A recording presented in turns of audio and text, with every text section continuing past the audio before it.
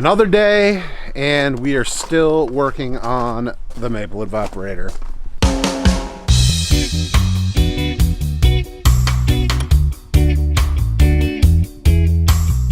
Yesterday, I got the barrel stove put together. I got a test burn done in it to get all the paint off and make sure my draft was going to be good.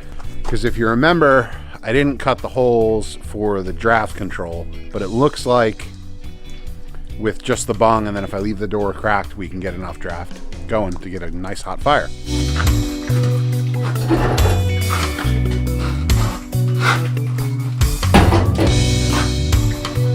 So the goal now is going to be to get the hole cut in the top of this thing.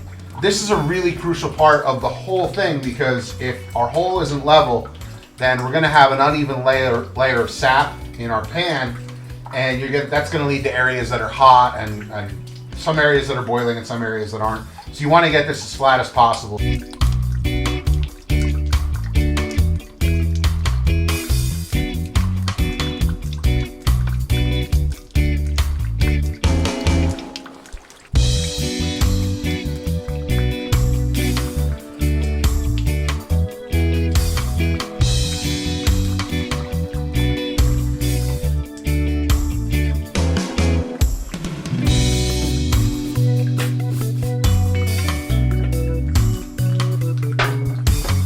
All right, so I've got my lines marked.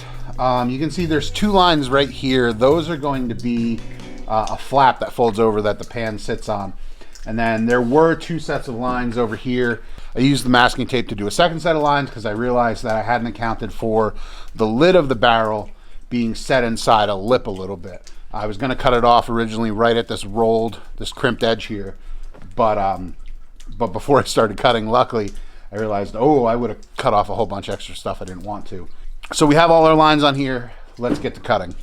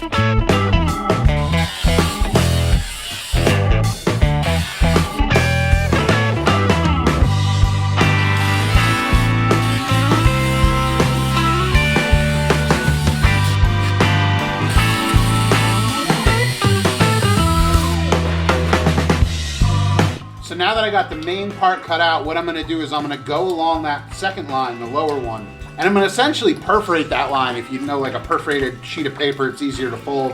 I'm going to do the same thing here because I want to fold these tabs in and flat so that the pan sits on them.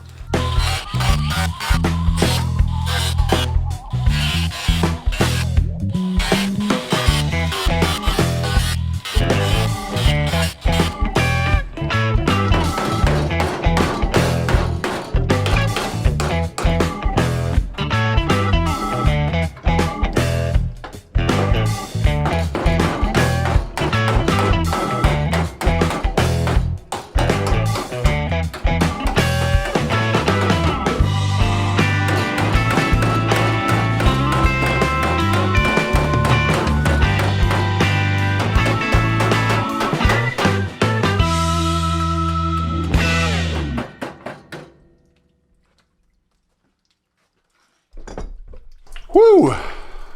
All right. Sides are folded in now, and guys, it's starting to look like a real evaporator here now. So this here is part of the frame that's going to hold the pan. It's made out of 1 1/4 angle.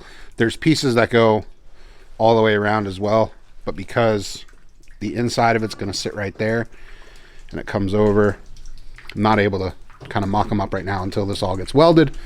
However, I can set them there, and I can test fit the pan, which is the moment of truth. So let's do that now.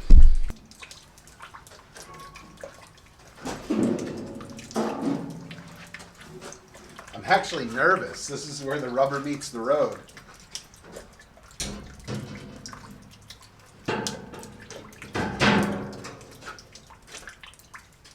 And that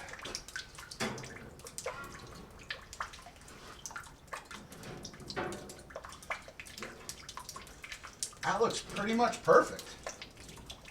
This fits just about as great as I could have expected. Whoa, you can hear my voice echoing in the pan. Better? All right, less reverb. I'm really happy with how this fits in here. You can see that there's just a little bit of gap on the front and back here, and that's gonna get closed up with rock wool, which is a really high temp insulation. Eventually I may weld pieces of metal in there to keep it closed up, but for now the rock wool will do. It comes up just a little bit on the front and back, which means that we've got this pan just about as low in the barrel as we possibly could, which is important because you want as much fire on the bottom of your pan as you can have. You want as much exposure to that heat to get a nice uniform boil across the pan. So last steps on this, I need to get this frame welded up that's holding the pan in here. That's something I'm gonna have somebody else do because I don't have a welder. It's something I should learn how to do, but I just haven't gotten around to doing it and buying a welder. But other than that, the only thing left I have to do today is I've got to go out and consolidate the sap into buckets and store it. I've got to pile up some snow on a 5-gallon bucket to keep it a little bit longer. But then the next time I see you, we should be boiling in this thing, which is going to be awesome. I'm so excited.